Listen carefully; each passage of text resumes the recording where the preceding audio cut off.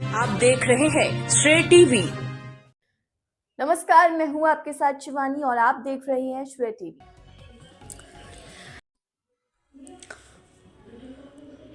तीन 3,500 हेक्टेयर आदिवासी जमीन में फर्जीवाड़ा, फर्जी वारिसाना और ऋण पुस्तिका बनाकर करोड़ों की भूमि हड़प।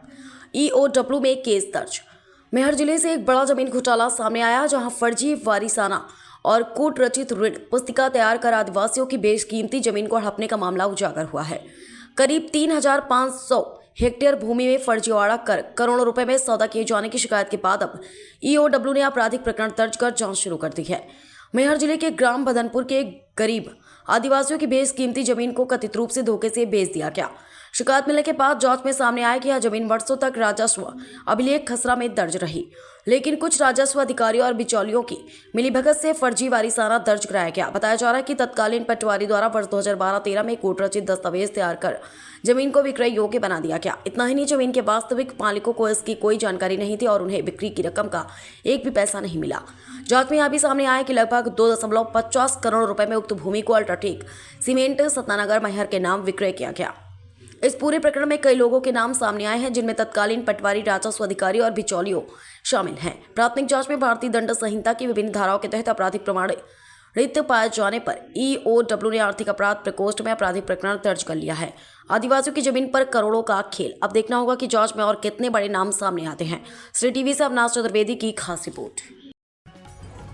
आज ईओडब्ल्यू में एक अपराध पंजीबद्ध किया गया है। इसमें मूल रूप से मैहर जिले की जो भदनपुर ग्राम भदनपुर है, उसके अंतर्गत अल्ट्राटेक सीमेंट फैक्ट्री का जो एरिया है उससे जुड़ी हुई कुछ आदिवासियों की ज़मीन थी। लगभग ये जो मामला है इसमें 3.5 हेक्टेयर ज़मीन है।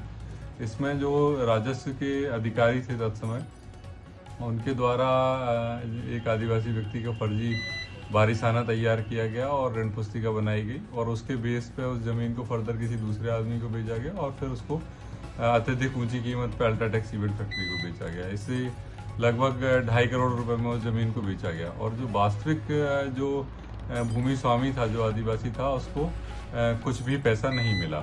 इस पर मूल रूप से इन लोगों का जो मोडस ऑपरेंडी ये इसी प्रकार का रहता है कि ये जो है